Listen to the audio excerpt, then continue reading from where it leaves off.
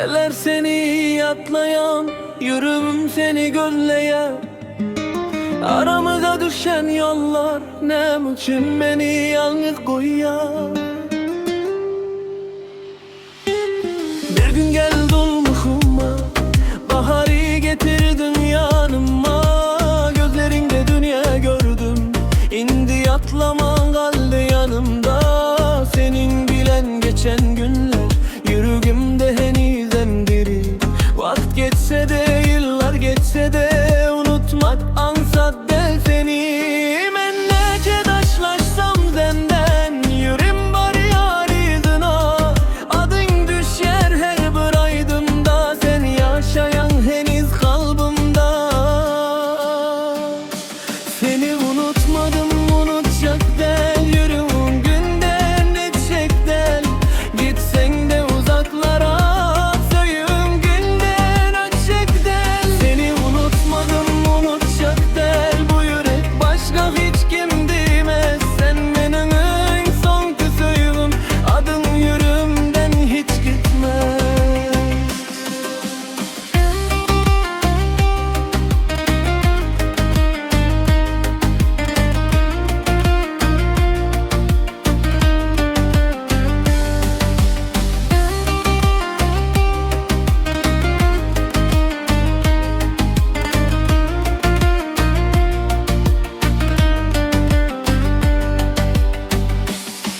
Köşelerde seni göreyen, her bir yüzde seni göreyen.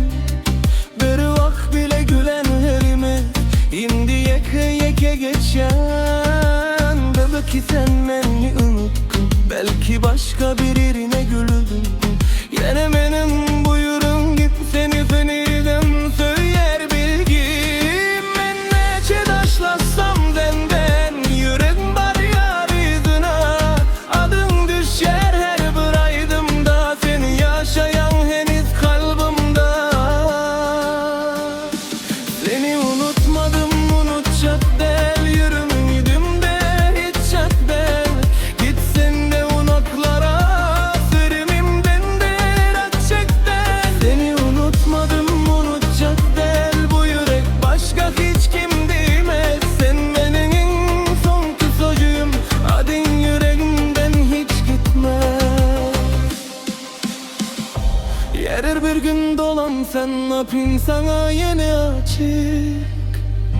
Yine dolanmasan da sübüm karar sana değişli. Seni unutmadım, unutacak del yüreğim benden gidecek del. Dünya karşı dursa da bu yürek seni terk etmez. Seni unutmadım, unutacak del.